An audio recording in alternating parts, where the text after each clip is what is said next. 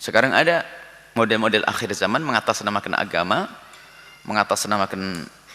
agama, tapi dengan akal mereka.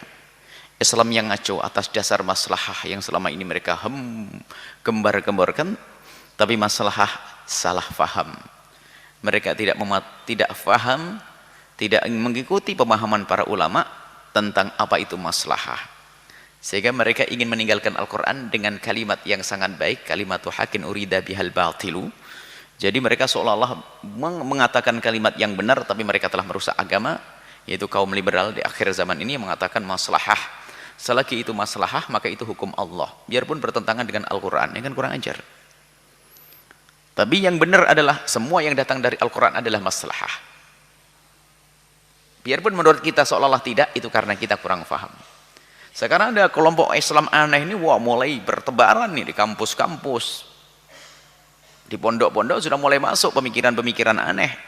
Secara akidah mereka mengatakan akidahnya adalah ahli sunnah wal jamaah syariah, tapi pikiran mereka tidak tahu ikut siapa. Na'udzubillah, ini berani mereka. Sudah mulai bisa mengkritiki hukum qisas. Itu sebetulnya kritik itu bukan kritik dari orang Islam. Mereka orang di luar Islam sana yang melihat Islam dengan kedengkian kebencian mereka, lah kok diadopsi, dicuri, diambil lagi oleh orang yang ngaku Islam. Sehingga ada orang umat Islam mengkritik tentang hukum qisas, poligami, waris, kemudian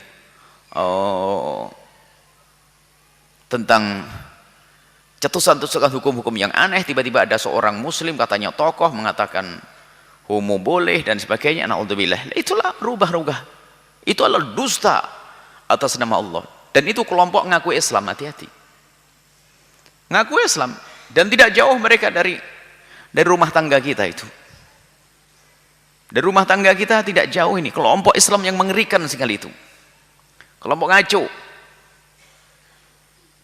Dan mereka sebelumnya sudah membuat ontran-ontran masalah-maslahah yang sesuatu yang maslahat itu pasti hukum Allah, biarpun bertentangan dengan Al-Quran. Sebetulnya pemikiran-pemikiran aneh begitu di Indonesia sudah terlambat. Itu di Mesir itu tahun 1925 sana sudah heboh dan sudah dipangkas habis tokoh-tokohnya. Indonesia sudah ketinggalan, sok pinter lagi, ngutip pemikiran-pemikiran Mesir, orang-orang Mesir yang sudah dipangkas oleh ulama-ulama Azhar. Sampai salah satu dari mereka doktor yang dikatakan hebat waktu itu punya pemikiran aneh, langsung dicopot kedokterannya oleh Azhar. Itu sudah cerita lama itu. Muncul di Indonesia orang-orang kemarin sore seolah-olah lebih hebat, belajar di negeri kafir sana, keluar dengan muncul pemikiran-pemikiran seperti itu, dan itu membahayakan. Itu termasuk merubah firman-firman Allah atas nama Allah dia.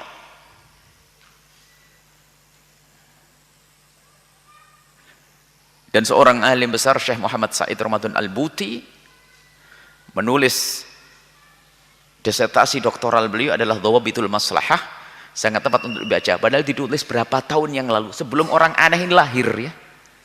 Sebelum orang aneh lahir, Dr. Buti sudah bisa merangkum tentang permasalahan yang saat itu terjadi di Mesir, kemudian akan terjadi orang-orang aneh atas dasar maslahah tadi. Nah ini keunikan. Nah itu atas dusta atas nama Allah, dolim yang paling besar. Nah itu kelompok bukan jauh dari rumah tangga kita, mengaku ahlu sunnah aja. Kalau anda tanya sifat 20 juga paham, dia hafal. Dibaca kitabnya juga kitab Aqidatul Awam dan lain sebagainya kok. Artinya di rumah tangga kita ini sudah dimasuki, bukan dimasuki, kita sendiri telah mengirim anak ke tempat yang salah, pulang kembali membawa virus itu.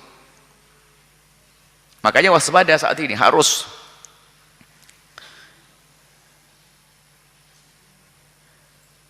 Dan alhamdulillah ada sebagian dari mereka yang tokoh-tokohnya itu kok tidak senang dengan cara kita, ya alhamdulillah. Yang tidak suka dengan kita bukan orang-orang soleh, ahli-ahli kebaikan. Orang-orang begitu sih nggak apa-apa kalau tidak senang dengan kita. Nabi dibusui orang kafir juga tenang saja kok. Ini ada rongrongan. Kalau kita berbicara begini itu langsung dianggap sebagai